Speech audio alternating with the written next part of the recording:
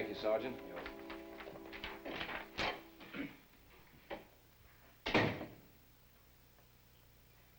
Well? It was interesting. Is it what you expected? I didn't expect anything. Then why are you here? Look, Mr. Carson, nowadays when there's been a witness to a death... Nowadays? Oh. What I mean is it's not unusual for someone from my office to sit in on the taking of a voluntary statement. When it's important as a death? Yes, it's routine. Oh, I see. Well, I'm going to have to cover your office with some regularity now. Well, it's a public office, tax-supported. The press is welcome. Good, good. I remember when I was being questioned in connection with my wife's death. I was in a room like this in the old courthouse. As a matter of fact, it was a room smaller than this one. There were 3 policemen, myself, and a stenographer, all jam-packed into a room smaller than this one for 5 solid hours of interrogation. And no one from the district attorney's office sat in on it. It's simply a matter of how the office is run. In those days, a different time, a different world, really. Mm-hmm. In your father's day? Yes? Post-war world, when everything was simpler and more orderly. Oh, look, all I'm trying to say... You're forcing me to apologize for something that's absolutely normal procedure. I'm not forcing you to do anything. The way things turned out, it might have been a good idea if your father had been sitting in on my testimony. It wouldn't have affected the case in any way. He prosecuted on the basis of the information that was given to him, as any prosecutor would. The fact that later, much later, other information... Oh, yes, much, much later. How is your father taking to retirement? He's growing into it. It takes time. They gave him a farewell party the legislators and the governor still talk about.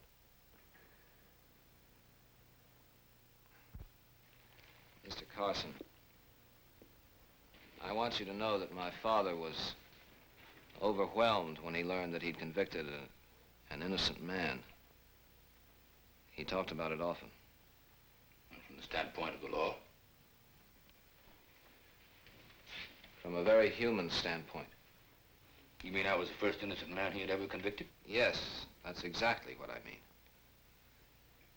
He often said that he'd like to look you up, to talk to you. Apologize? Yes, I think that's what he had in mind. I talked him out of it. Yes, well, I think your father prosecuted on the basis of the information presented to him. My father was the best prosecutor this county ever had.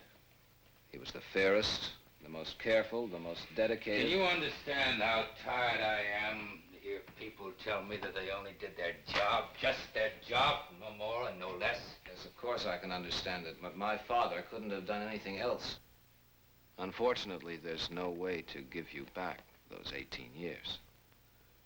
Leslie Harrington, the blame lies with him. Yes. Yes, Rodney's statement there, is there anything in it that gives you any reason to want to question him any further? My father once asked me if I thought that I could survive 18 years in prison.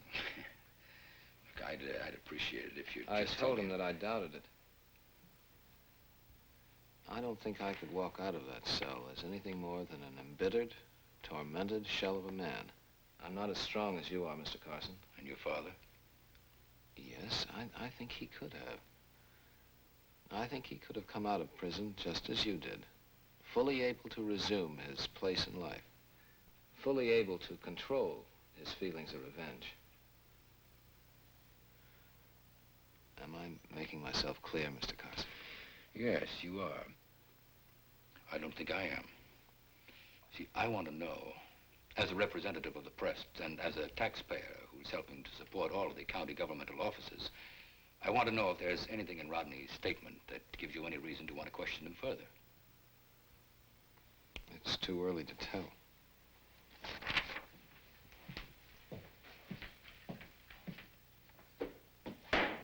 Mama? Yes? What are you doing? Drying the dishes.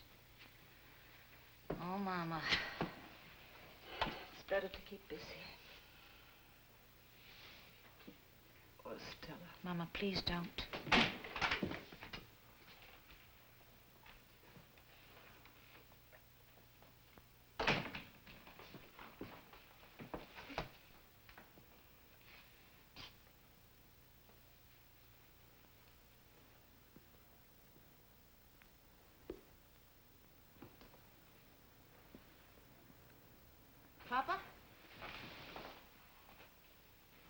No, I don't want it. It's like having the DTs, Papa. Only there's no waking up and swearing that it will never happen again. It did happen.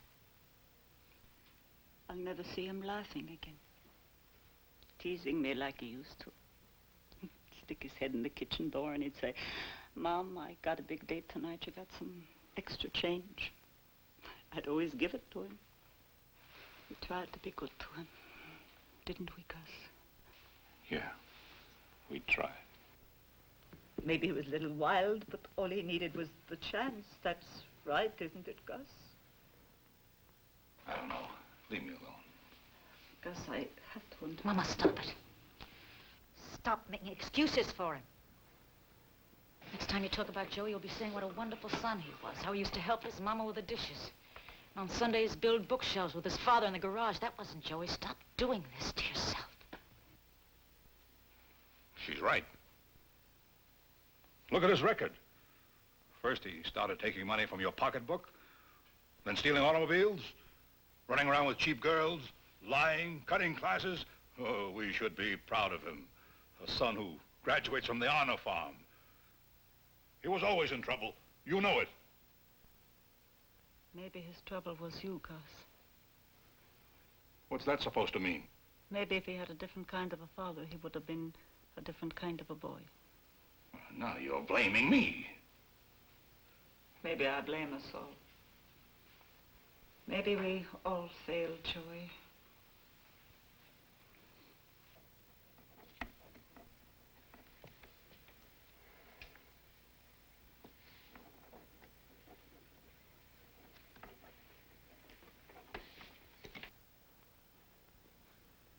We appreciate your cooperation, Rodney.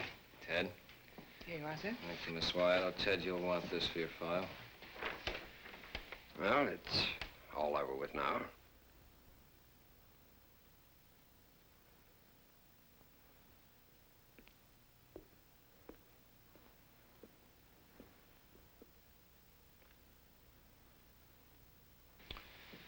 I think we'd better get home.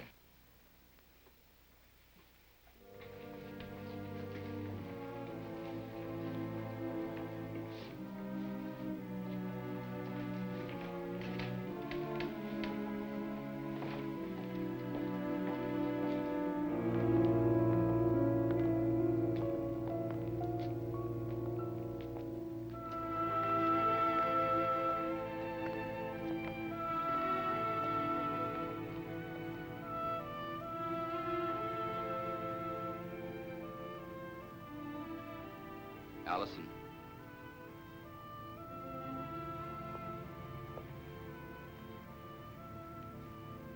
Allison. Good night.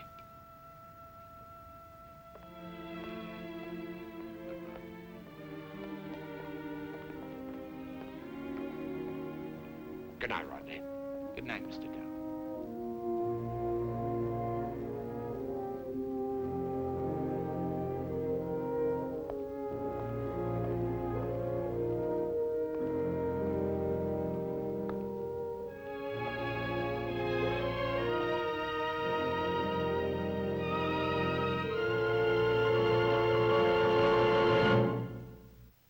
Preview from the continuing story of Peyton Place. But surely you don't think young Harrington killed him? Criminal proceedings are something no one would initiate if he had a choice. But sometimes it isn't any choice, right, Mr. Fowler?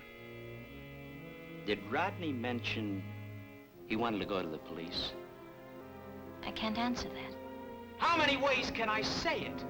He slipped. He fell off the pier. I'm not a murderer.